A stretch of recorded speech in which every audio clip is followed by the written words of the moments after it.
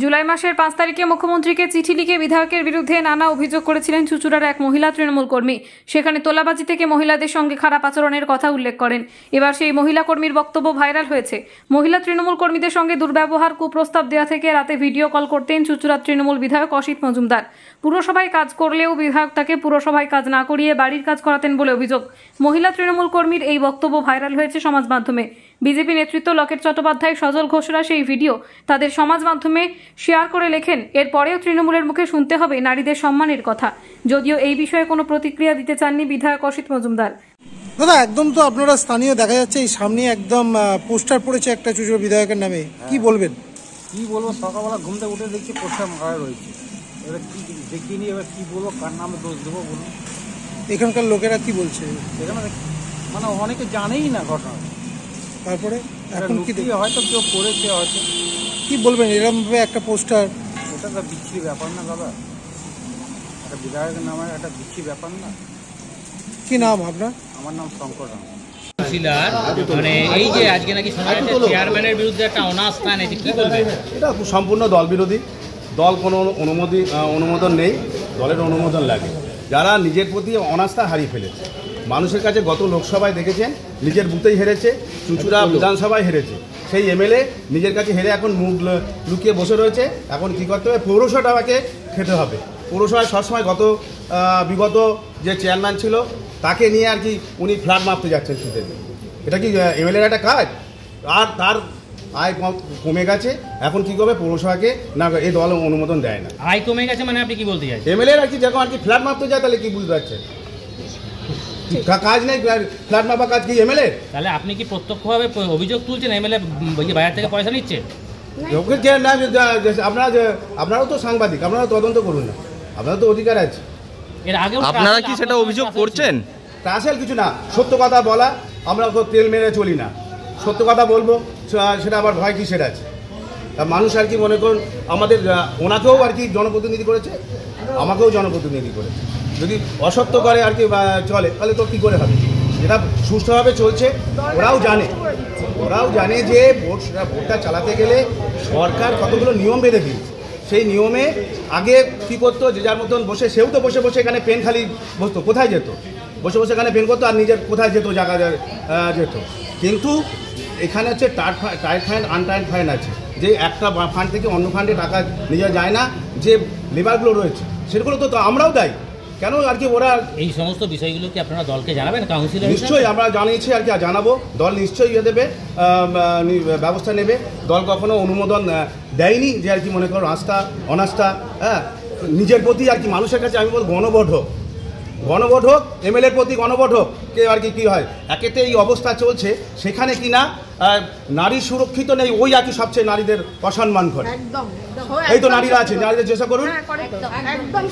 নানা রকম নারীদের অসম্মান নেই, সম্মান নেই, সেখানে নারীদের ইয়ে করে আর কি বড় বড় কথা বলছে। এখন আপনারা মহিলারা আছে, চেষ্টা করুন।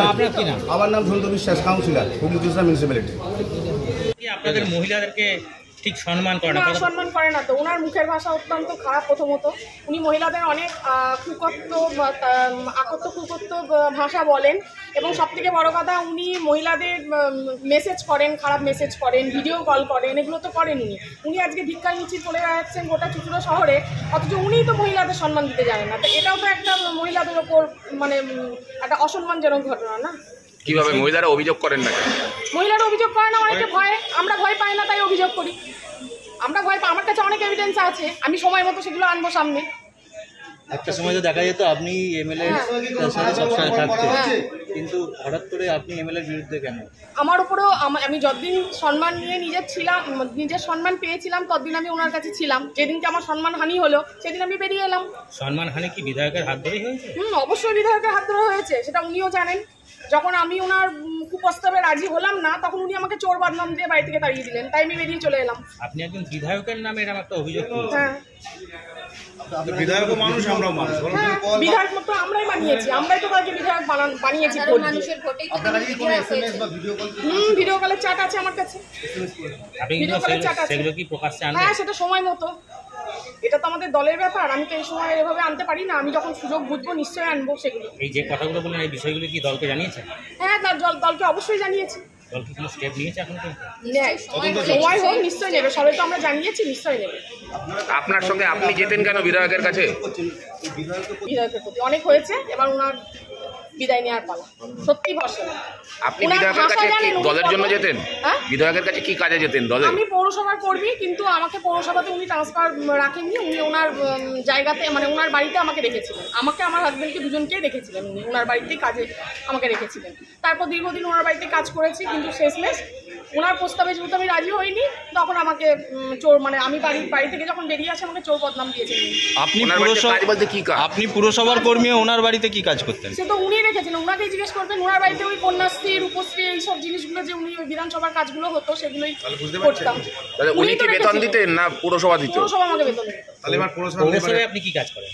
পৌরসভায় আমি ইয়েতে আছি, এখন স্কুলে রয়েছি, ওই নোনাপুকুরে স্কুলটায় আমি এখন ট্রান্সফার আছি। পৌরসভায় আগে আমি ছিলাম ইয়েতে হেলথে ছিলাম, সেখান থেকেই ওনার বাড়িতে নিয়ে গেছিল। আমাকে তো পৌরসভায় আগে ঢুকতেই দেওয়া হতো না, আমাকে তো খাতা পর্যন্ত ওখানে নিয়ে গিয়ে সই করানো হতো। মানে ওনার বাড়িতে আমি খাতা পর্যন্ত সই করেছি, পৌরসভাতে আমাকে ঢুকতেই দেওয়া হতো। পৌরসভার খাতা, পৌরসভার উপস্থিতি খাতা বিধায়কের বাড়িতে পৌঁছে যেত। বাড়ি থেকে আমি সই করেছি। পৌরসভায় কারা ঢুকতে দিত না? পৌরসভায় উনি আমাকে ঢুকতে দিতেন না, মানে পৌরসভায় তোমার যা চলবে না তুমি এখানেই সই করবে, এখান থেকেই তোমার মায়ের পৌরসভায় ঢুকতে। এটা কি হুইপ ছিল এটা? হ্যাঁ, ওনার হুইপ ছিল। হ্যাঁ, আমি তো সইও করেছি। তারপর আস্তে আস্তে আমি নিজেই পৌরসভায় ঢোকার চেষ্টা করলাম। মানে আমাকে ওনার বাড়িতেই একদমই রাখার মানে চেষ্টা হয়েছিল, যাতে পৌরসভায় আমি কাজ করি এটা যেন হয়তো কেউ বোঝে না বা কিছু, এরকম হয়তো কিছু প্ল্যান ছিল না। কিন্তু আমি সবসময় বলেছি যে পৌরসভায় আমার ডিউটি দেওয়া হোক, কারণ আমারও তো অনেক মাইনেপত্র কাটা যেত, এগুলো তো পৌরসভায় ডিউটি না করলে পরে তো সেটা হবেই স্বাভাবিক। আপনি ওনার বাড়িতে বসে কি পুরসভার কাজ করতেন না ওনার ব্যক্তিগত কাজ করতাম?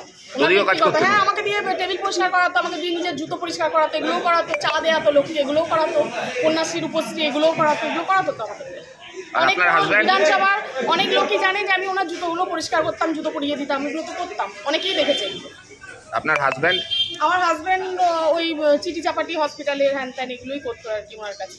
উনিও কি পুরসভার কর্মী ছিলেন? না, উনি তো আলাদা, উনি রাইটার্সে করবেন, নবান্নের করবেন, সরি এখন তো নবান্ন। উনি ওনার বাড়িতে যেতেন কেন? উনি যেতেন, আমি মানে ওনার যেহেতু ওরকম লেখার লোকের অভাব ছিল, মানে তখন ছেড়ে গেছিল একজন করতো, তো সেই কারণেই আমার হাজব্যান্ডকে ডাকা হয়েছিল এবং আমার হাজব্যান্ড আমার কথা মতোই ওখানে যেত এবং 1.5 ঘন্টা মতোই সামান্য লিখে তারপর চলে যেত আবার অফিসে। নবান্নের কাজের বাইরে? নবান্নে চলে যেত, হ্যাঁ নবান্নে চলে যেত। এটার জন্য উনি আলাদা মাইনে দিতেন, এটা পৌরসভার মাইনে না, উনি আলাদা ওনাকে 4,000 টাকা দিতেন। 6 বছর 7 বছর মতো কাজ করেছি, 4,000 টাকাতেই করতো। আপনি কতদিন ছিলেন? এখন দুজনেই ছেড়ে দিয়েছি। এমএলএর বাড়িতে কতদিন ছিলেন? আমি ছিলাম 16 সাল থেকে। কবে ছেড়েছেন তাও? আমি ছেড়েছি আজকে প্রায় 6 মাস হতে চললো। 24 অবধি। আপনার নামটা? আমার নাম নয়নমণি মল্লিক, 11 নম্বর ওয়ার্ডের বাসিন্দা। আয়েশা আলমের রিপোর্ট, বেঙ্গল আনলিমিটেড। রয়েছে আরও খবর, আর এই খবরের আপডেট পেতে আপনারা সাবস্ক্রাইব করুন এই চ্যানেলটিকে।